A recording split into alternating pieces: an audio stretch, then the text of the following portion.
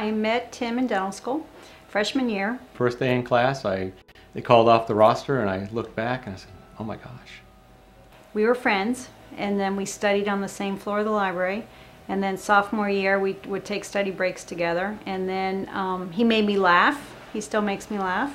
I guess I can be serious when I have to be, but if you know me, you know I'm not serious all the time. Junior year, we got engaged. Senior year, we got married, spring break of senior year. After I graduated dental school in '86, I did a 2-year general GPR, general practice residency up in Brooklyn, New York, at Brookdale Hospital, and we did a lot of trauma cases. We did a lot of implants, we did a lot of extractions, surgeries, you name it. When I first got to practice, private practice, my staff would say we'd have an emergency, and I would laugh inside. It couldn't be anything worse than a gunshot to the face, or a broken jaw, or a car accident. And after that, his residency, we were debating Maryland or Massachusetts, because I'm from Maryland, he's from Massachusetts. We wanted to be near family. When I left my residency, I was doing implants, gum surgery. I could do almost everything except for braces. There was a sign, space for rent in Olney, which is where I grew up. So we called the guy up and he goes, well, I have space to rent in Olney, but I also have space to rent in Poolesville. So we came out to Poolesville and it just felt right. Yeah, I like to think I can offer opportunities from our practice that other practices can't. Tim wrote up a business plan. I typed it. We had a typewriter then. We didn't have a computer. So we came to Poolesville. We opened September 1988. So I got a friend, a wife, and a partner, in a practice.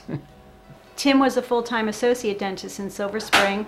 I came out here, waited for the phone to ring. We lived with my mom in Olney, in the beginning.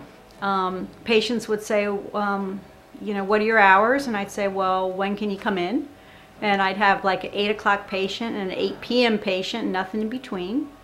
And then we grew, and then at some point,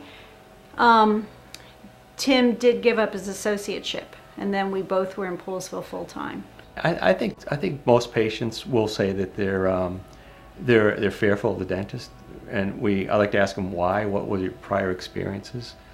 Only because we don't want to duplicate those experiences for them.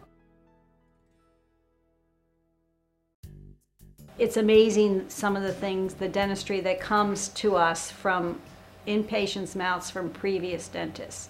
And it's like, oh, this is just not good. Growing up with the dentist was a horrible experience. Never had any cavities till I got to be about 13, and then I had one cavity, and he filled it with no Novocaine, and that's all I remember. He was very rough and gruff and talked a lot, and I was scared. I think I evolved into what most people do, and that is, if it ain't broke, don't fix it. When I was a child, I had a dentist that he treated our whole family, and my recollections of him are that he must have liked to torture people. Even though I, put my hand up and said, I'm not numb, I'm feeling pain, they just couldn't seem to get it right. So after that, I shied off to going to the dentist for quite a while. Dental visits were kind of fearful, and I have a mouthful of cavity fillings today. I went to someone that my son had been seeing, and this person was just totally dissatisfactory. I have never had such a dissatisfactory dentist. You could not trust him. I began to have very strong reasons to think that he was recommending work that didn't need to be done. There was one experience that was so bad it kept me from going to the dentist for about 4 years because I was so traumatized. It just goes back to your past experiences in life. And we all remember that. We all have past experiences. I didn't have a great dentist growing up, and I try not to duplicate that to my patients. So when I do a filling on a little boy, I want that kid to remember that Dr. Pike was a great dentist and he didn't hurt me at all. So I wish I could say that my dentist didn't hurt me, but it is what it is. In this practice, our patients will never experience substandard dentistry. Tim and I are perfectionists, and we deliver perfection dentistry. A patient comes in our office first time. We have a whole hour and a half to get to know them. We sit down and talk about their prior dental history and also medical history. And a lot of that dental history comes out that they had terrible experiences prior at a dental office, whether it be when they were younger or older or just 3 weeks ago, you know, and we ask what happened and you know, what could have been different about that and make it better. Patients that come in that talk about their other experiences with other dental offices had said that, you know, those doctors have hurt them, or that they didn't really do what they wanted them to do, or that the treatment wasn't good enough, or even the front desk just couldn't take care of small issues as far as billing or just scheduling appointments, or they could never get in. And then when new patients come in, we also give a courtesy tour where they come in, you know, they meet all the staff members and they have, you know, they meet the doctors, and then they have the option of doing a one-on-one with the doctor just so that they can kind of get an idea, you know, of their comfort level and see if it's, you know, because a lot of people have had bad experiences with dentists, and it's really important that they know that the doctor is going to make them comfortable. We always set pre-blocks ahead of time, so if you're a new patient and you need to get in tomorrow, I will get you in tomorrow. If you're an emergency patient, you're in pain, we will get you in today. That's the joy of having 2 doctors here. Perfection dentistry is attainable. You just have to be able to do it and have the conscience to do it. If we can meet the patient and find out what they want, we can solve their problem. It's our ethics to provide, you know, perfection dentistry. Well, I've been through a lot in between, including my own medical training, so that I knew that what happened to me when I was a kid was not the way it needed to be. And so my expectations were very different when I came to this practice, and they were certainly met. I mean, have been always very happy with the care. Wasn't really thinking about consistent dental care as much as I was just looking for convenient dental care. But what I found was excellent dental care, and obviously that would be the case because I wouldn't be here, because I'm a nurse, and I know when people do things wrong, and I don't find that here. Coming to the dentist should be fun. You know, yeah, we might have to do some treatment, but it's okay. And we have patients who love getting their teeth cleaned. It's like, you know, going to the hair salon, getting your hair done. I think dentists and hairdressers are the people that you really don't want to mess around with, and when you find a good one, you want to stick with them. They're genuinely interested in other people. So I think it's that combination of competence and caring. Doctor always greets you. He's a friend of yours besides your doctor. He's interested in you personally. We have long chats before he even asks me to open my mouth. We talk about sports events, we talk about our children, we talk about our vacations and trips, and he really puts you at ease, even though you may have a major experience coming up. I just feel they're doing this because it's what they love to do. I just feel that they've had a good family background and raised to be that way, not to work with people, to help people, and not to be self-centered. Back in 1998, I was diagnosed with testicular cancer. That's a shocker. The boys were 1.5, 4.5, 7.5. So that really puts life in perspective of what's important.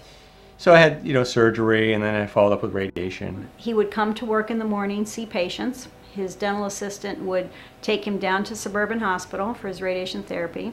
I was in the office seeing patients.